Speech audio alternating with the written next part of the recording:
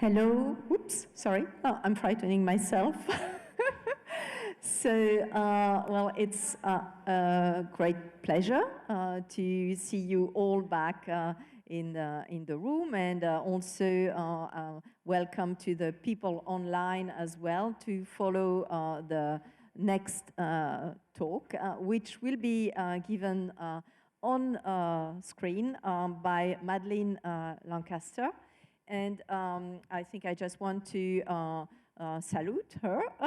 Hello, Madeline. And I think she has a good reason with being in charge of the family for today. So thank you for taking the time to share with us this presentation. So Madeline did her PhD in the US, and then she went for her postdoc in Vienna, where she has actually there been able to develop her approach with mini brain organoids with Jürgen Knöblich, and this is the system that she has used extensively to make some comparative studies with mouse and humans, but also for other aspects that she will tell us, and I think she wants to share with us some unpublished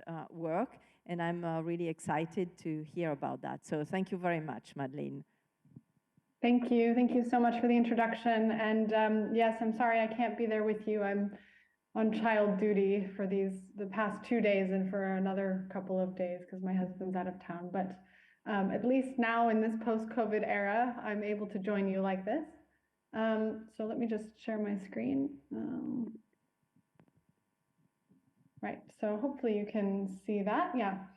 So as Genevieve said, I'm going to tell you about some of the work we've been doing looking at evolutionary regulators of human brain size determination using cerebral organoids. And I'm also going to talk to you a little bit about an unpublished project that we're working on where we're looking at aspects of tissue architecture. So actually really sort of the common theme or the common thread through my talk today is really going to be about shape.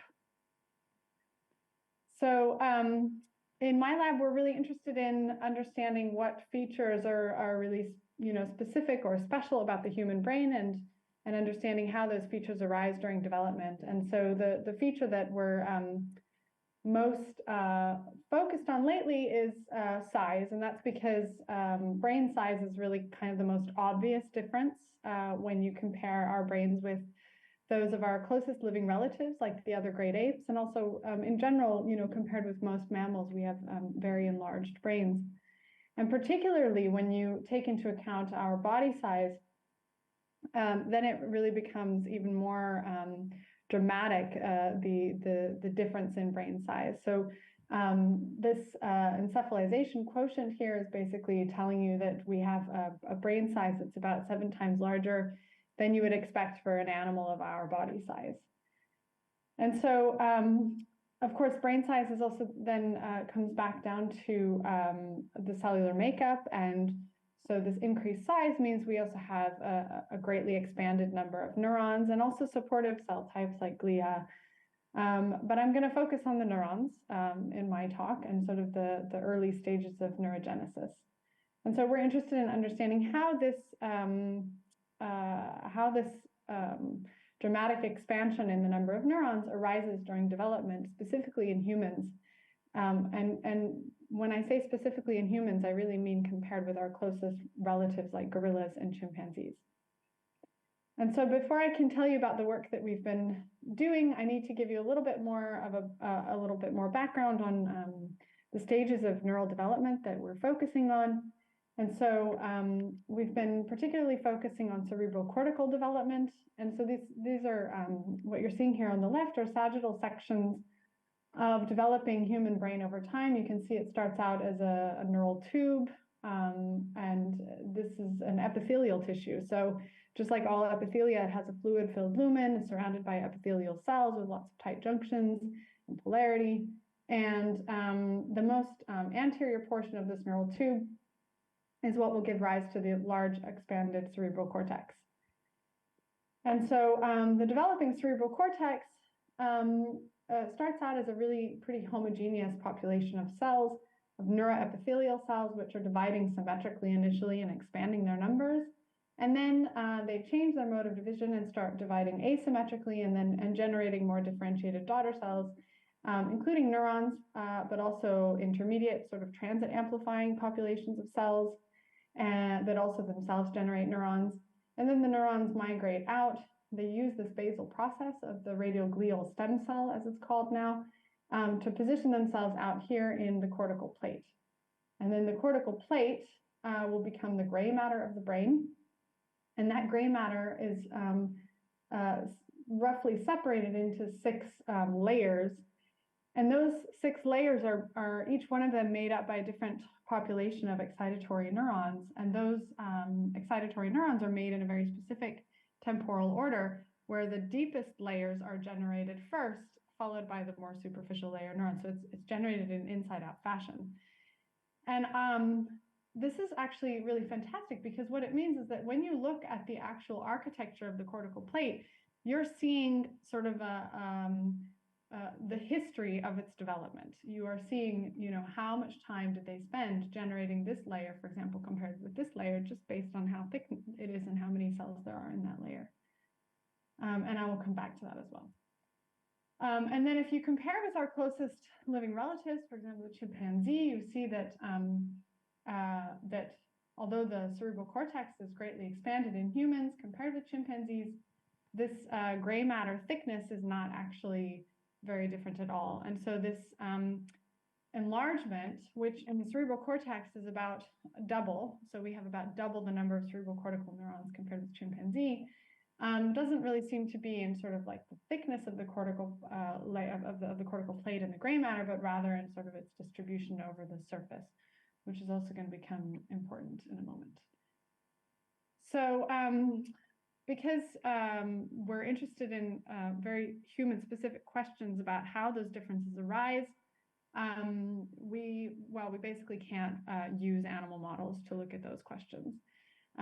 We've learned a lot from animal models about the common mechanisms that are at play between, for example, primates and rodents, but really specific differences between human and chimpanzee is difficult to really look at in that context. So we've turned to an in vitro model, and these are these cerebral organoids that I developed while I was working with Jürgen Knoblich in Vienna, and have continued to improve over the past years, and actually now we're getting very, very good at generating these organoids, really. So we now use a modification of what we originally published in 2013, and we're able to generate very nice, reliable forebrain tissues, particularly, so mainly just the cerebral cortex and some of the tissues around it, like the choroid plexus. And this is what these organoids look like. So they have these sort of lobular outgrowths that come out, and within each of these lobes, there's actually a fluid-filled space here that you can see because we've injected a blue dye into this organoid. And so essentially, each one of these lobes that's coming off of these organoids is kind of like a little cerebral cortex. So whereas, of course, in our brains, we'd have 2 cerebral cortical hemispheres, these organoids have several of these cortical structures.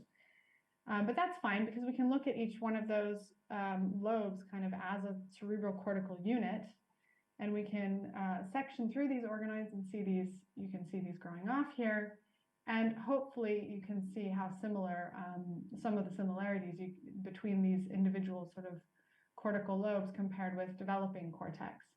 And if you zoom in on the wall of one of these cortical lobes and compare with the kind of cytoarchitecture that you see in vivo, then you also see very nice layering, just like you see in vivo, with progenitors down here in the ventricular zone and subventricular zone. We have a nice intermediate zone, and then the cortical plate here populated by neurons. So we decided to use this approach then and start applying it to cells that we could get from other primates, and particularly other apes. And then basically just generate organoids and see if we could see any differences. And particularly, we were interested in size and trying to understand whether we could model size differences and whether we could understand how those size differences come about. And so this was work carried out by Sylvia Benito-Kwieciński when she was in my lab, and she generated these organoids from these different species. These are just some examples. We had several cell lines. And basically what we saw was that we could generate very nice comparable tissues with the same identity. So the same forebrain identities and primarily cortex. And then we could, we could immediately notice that the human organoids were always seemed to be bigger than the gorilla and the chimpanzee. So that was already really promising. And so then what we decided to do was to go and generate these organoids and start looking at them at earlier stages and see when the size difference first appears. And we were actually surprised to find that the size difference appeared much earlier than I would have ever predicted. Actually, before any neurons are even generated, we're seeing differences in the size of the overall organoid, and in particular the sizes of these lobes that are coming out already when they're still neuroepithelial tissues. And we could quantify this by tracing out the lumens of these lobes, and that's what you're seeing here on the right, and then measure that surface area and see that indeed in the human context we had a larger luminal surface areas. So then we sort of went back to our understanding of development and started coming up with hypotheses about how this size difference might come about. And the most obvious explanation is that I mentioned there's this switch from these expanding neuroepithelial cells to these neurogenic radial glial cells. And so the most obvious explanation for what we're seeing is that maybe this switch is happening later in human, because during this early phase, these cells are dividing in this tangential axis. So the tissue is really expanding outward and the lumina is expanding. But at this point, at this later stage, now the tissue is expanding in this radial dimension, meaning that the cortical wall is now thickening, but the lumen is no longer expanding. So we figured maybe what's happening here is that in the human context, the human cells are still neuroepithelial cells, whereas in the chimpanzee and gorilla, maybe they've already switched and they're starting to make neurons. So to test that, we stained for markers of neurogenesis. We stained for the DCX, which marks newborn neurons, and TBR2 marks intermediate progenitors, one of these transit amplifying populations that is generated once neurogenesis is underway. And basically what we found is that when we have this size difference in these organoids, we essentially that hypothesis is wrong. That is not the explanation, because in this non-human ape organoid here, we're not yet seeing neurogenesis. So it doesn't seem to be that these organoids have already switched to neurogenesis, whereas the human has not. It seems to be that in both cases, they're still neuroepithelial cells. Whereas by day 15, both are generating plenty of neurons and intermediate progenitors. So that didn't seem to be the explanation, but then we started thinking, could the tissue shape here, could that come back to cell shape? So to look at that, we used a sparse labeling with a virus carrying a GFP.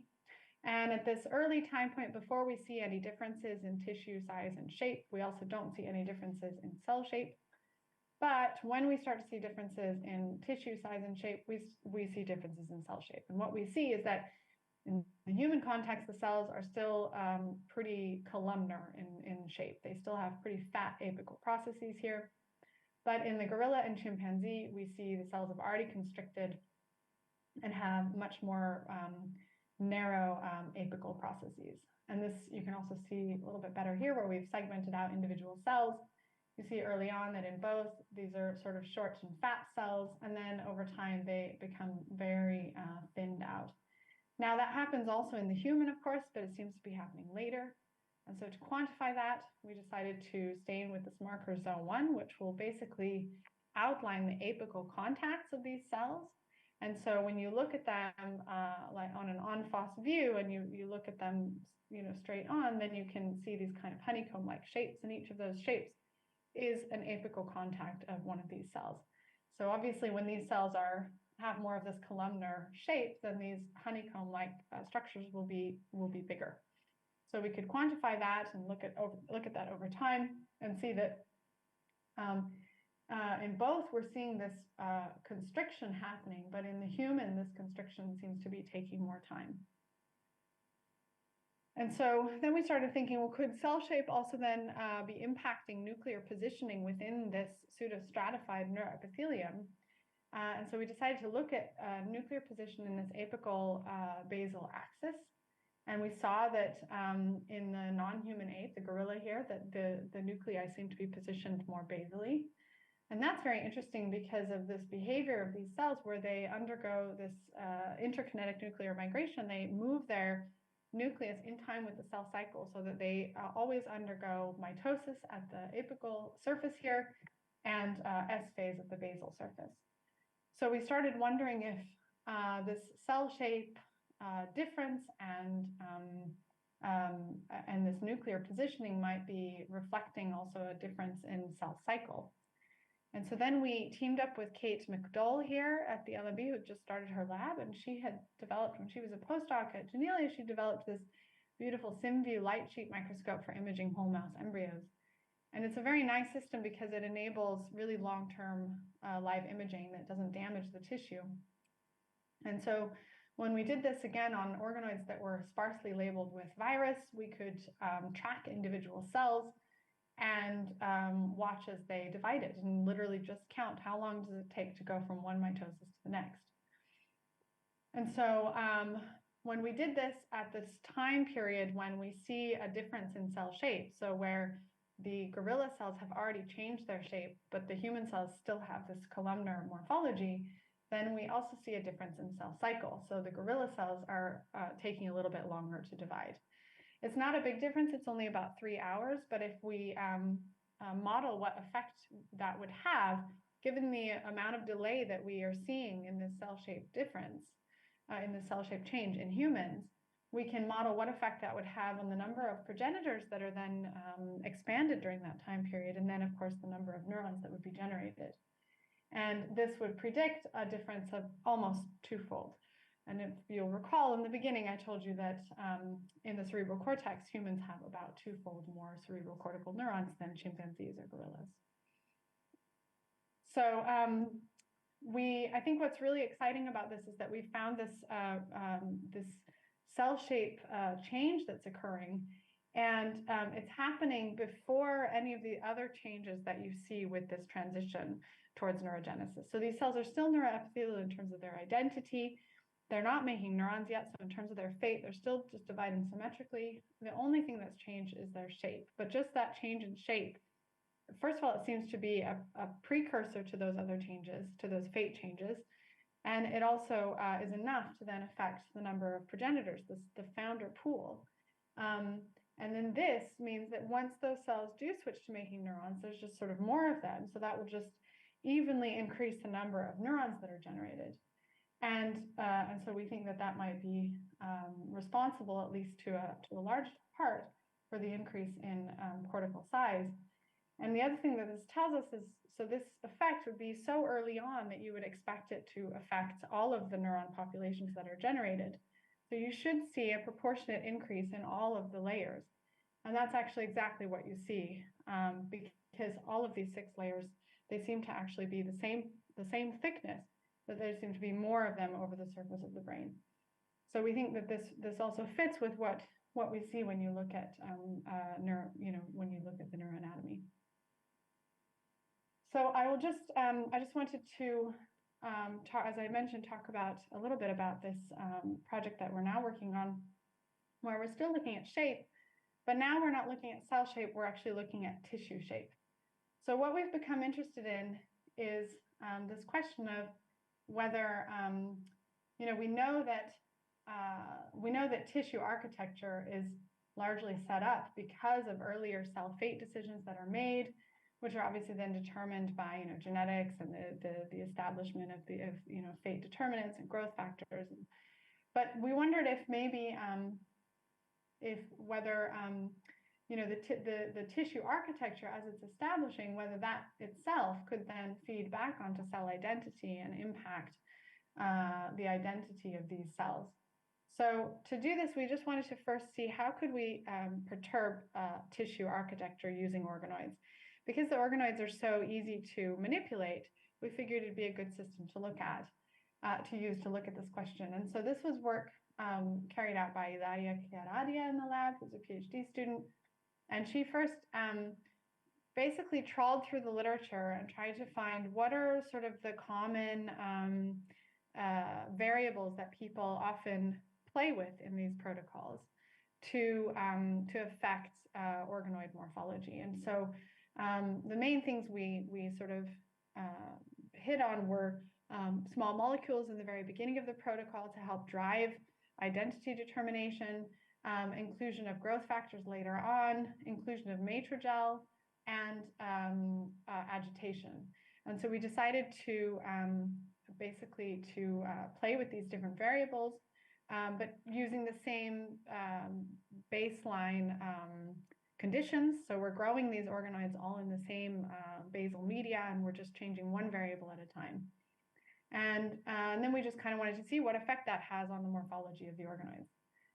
So she worked together with our light microscopy facility to come up with some ways of quantifying morphology. And so here's just a couple of things. For example, we were able to look at, I mentioned that organoids can generate these sort of lobes early on.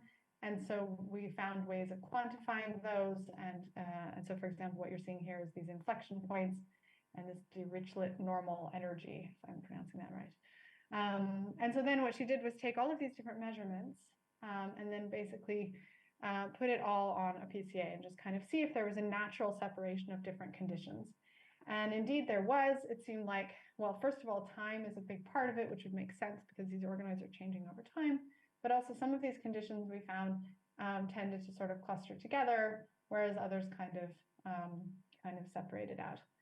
And then we could also go and section the organoids and look at what do they really look like inside. And so, for example, here you can see an organoid that didn't ever get any matrigel, which is what we normally do with our organoids.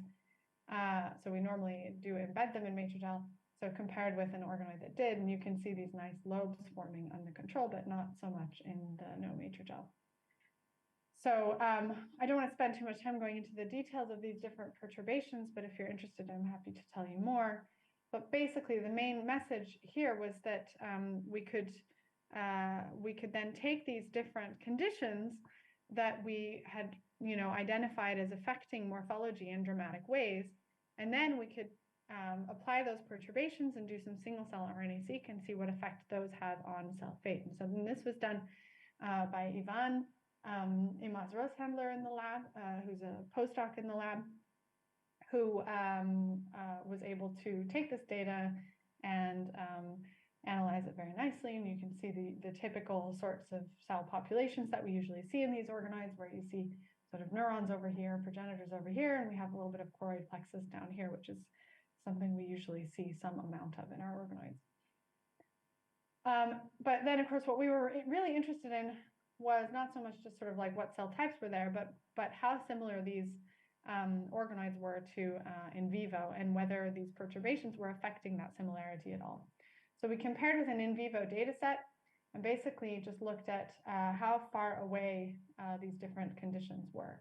And what we found is that roughly the controls where we're sort of using our optimized protocol seem to cluster more closely to the in vivo data set than some of these morphological perturbations.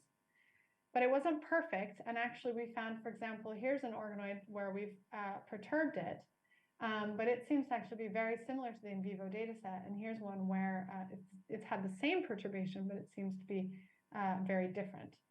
And actually, luckily, we took pictures of these organoids before we actually did the single-cell RNA-seq, and when we look back at the pictures, we started immediately noticing differences in their morphology. So then what we decided to do was to take these images and apply the same morphometry measurements that Ilaria had done, and see if we're seeing any differences in terms of the way that they score on those measurements. And we could identify essentially two main clusters of different sorts of morphologies. These sort of low score morphologies are sort of like more simplified morphologies, whereas these are more complex morphologies.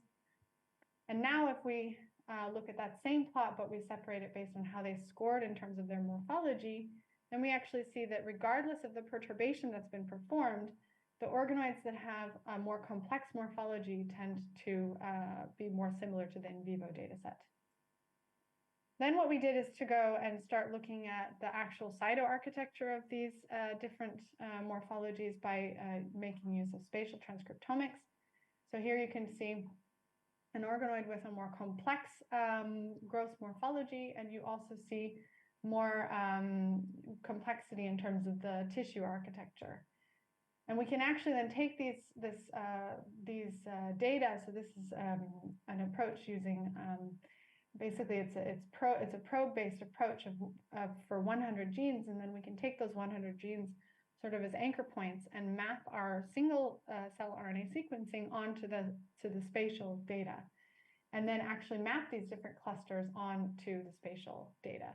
And what we could see is that in these more complex morphologies, you also see a nice separation of these different clusters, these different cell types, in exactly the kind of distribution that you would expect to see. So, for example, you see these progenitors here in this progenitor zone, this ventricular zone-like region, and you have intermediate progenitors right outside, and then you have different layers of neurons outside that. And so then what we could do is to take the single cell data and do latent time, so kind of a pseudo-time approach. And this is sort of typically done nowadays, and you can see very nicely progression from the progenitors over into the neurons.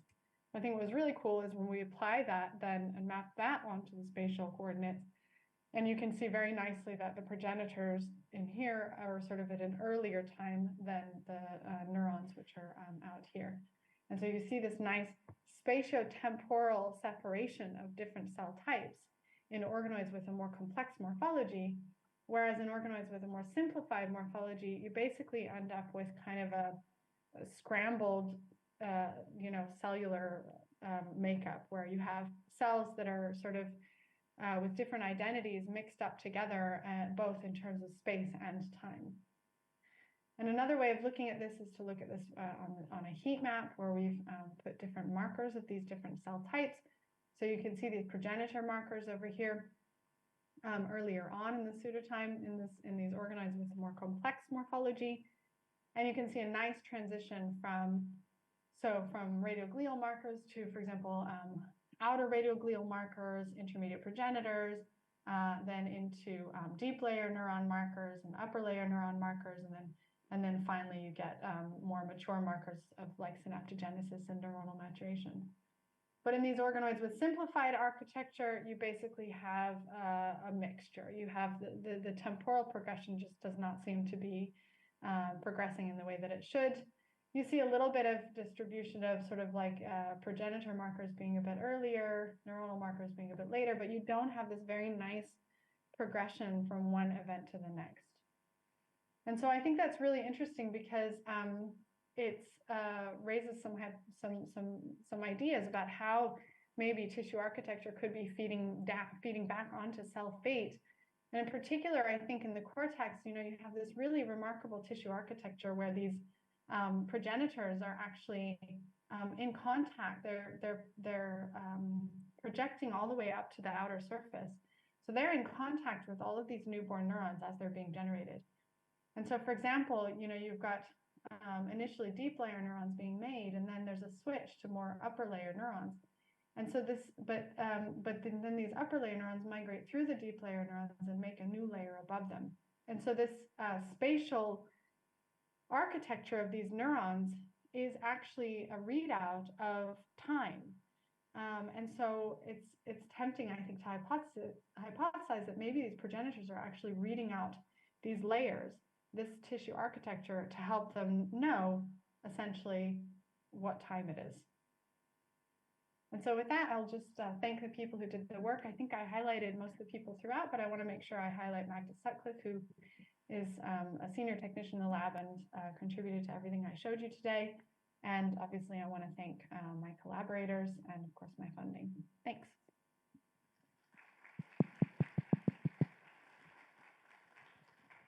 Thanks a lot, Madeline. So time for questions.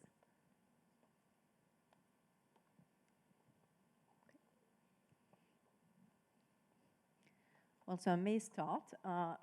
So with the second part of your talk, where you're illustrating this aspect about the spatial organization that is impacting, in fact, on the, well, the cell fate to some extent. Could you perhaps play with the system and also see to which extent this can mimic situations that are seen in particular disease? Yeah, and actually, so we've started looking at some of the data. So there is a little, so first of all, there are some conditions that actually affect positioning in the developing cortex. So for example, you have things like heterotopias, where cells are positioned in the wrong place. So for example, you have things like subcortical band heterotopias or other types of periventricular heterotopias. So I think it'd be really interesting to look at data from those. There's not, so I personally don't have much in the way of contacts with clinicians on that front, but there's a little bit of published data, mainly from sort of bulk RNA-seq. And so we've started trying to look at that data and see if we can learn anything. But I think it'd be really interesting in the future if, I mean, it's hard, of course, I think, to get a hold of those kinds of samples in a good enough condition that you could do something like single-cell RNA-seq. But I think that would be very interesting to look at. I asked the same question online, sorry. I apologize if I misunderstood, but I got that you first optimize conditions for these organoids using human cells, and then repeat this protocol for other species. So I guess there is a little worry that other species organoids would be somewhat at a disadvantage. And so second part of this question is, I wonder how long these organoids stay around in the lab. Do you see sort of quote-unquote longevity differences for the organoids?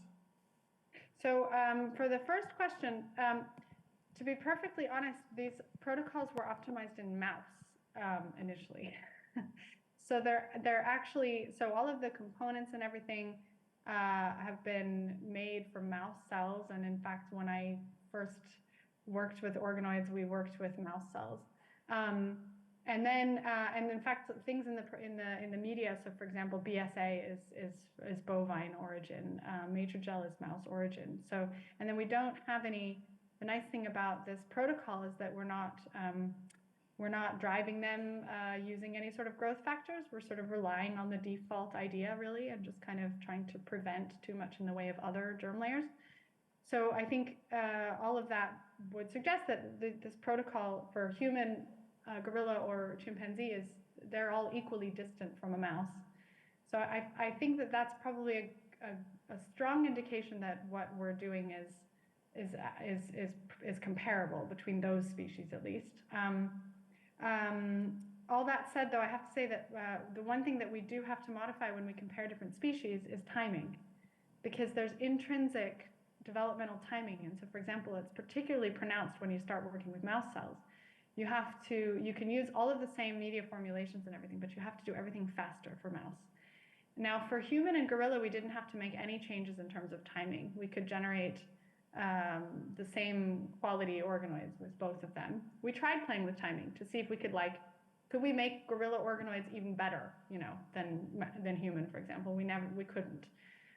But for the chimpanzee, we did actually have to speed up the very first step of differentiation. And we're trying to figure out why that is. Now, chimpanzees have a 1 month shorter gestation than humans. So we think it might be related to that, but we don't really know that much about the really early stages of chimpanzee development because we just don't have any access to that. So anyway, sorry, it's complicated, but basically the only thing we really have to change is timing when we compare species. But otherwise, the media formulation, I think, it's a good comparison between the different species. Now that relates us to your longevity question. We can keep organoids for a very long time. The problem is that because they're not vascularized, they are a very good model for early development because actually, the early cortex, even in vivo, is not actually vascularized until about the transition to the second trimester. So you have vascularization over the surface of the cortex, and then you have nutrients being provided from the ventricular the CSF in the ventricles, and our organoids also have ventricles filled with CSF. So I think they're a really good model for those early stages before you have any invasion of vasculature. But then at a certain point, they get to be too large, and that's just not enough. And then we start seeing neurons die. I'm not sure how good a model they really are for very late stages. But we're using other approaches to keep neurons, to keep the tissues alive by doing things like slice cultures. And of course, there's a lot of other people doing things with transplantations, obviously transplanting organoids to keep them alive for much longer. And so I guess we'll see then whether under those conditions where things are more optimal for long-term survival and maturation, whether there's any differences. So there were a few papers that compared the organoids from modern humans with like Denisovan and also Neanderthals, and they identified like NOVA1, TKTL1 as like key factors for like maybe the expansion of the cortex in modern humans. So I can't remember if you compare the chimp with the Neanderthals, whether it's also different or if it's similar and different from the modern humans. And have you tried to look at whether those pathways were also involved in, could explain the difference between chimp and humans? Yeah, I think probably the differences that we're looking at when we're comparing human and Neanderthal is more about, sort of more subtle differences in terms of things like, so for example, the TK, I can't remember the name of the gene, but you know which one I'm talking about, the most recent one. There, I think the differences are more about sort of the shape of the cortex and kind of the idea that Neanderthals seem to have larger occipital lobes and we have larger prefrontal cortex. I think those are more any differences between us and Neanderthals. We don't know about Denisovan because we don't know what they look like, but probably similar. I think any differences there are very subtle, and I'm skeptical about how well the organoids can really model those differences, to be honest. But differences because at the end of the day, Neanderthals they were a human species, and we interbred with them, so they were very, very similar to us. So I think I'm not sure really whether those differences reflect similar pathways as what we're looking at here. But we've started looking at whether some of those loci that have been identified as showing specific differences between humans and Neanderthals, for example, or specific protein coding changes, whether those genes might also be differentially expressed in our human and ape organoids. And now we're setting up some more experiments to do some more in-depth expression comparisons to really see. So we'll see. Hi, thanks for the great talk. Can I just ask if you've actually looked to compare your organoid with the in vivo data to see what gestational stages they accurately mapped to in terms of the different cell types and the kind of time scale of development?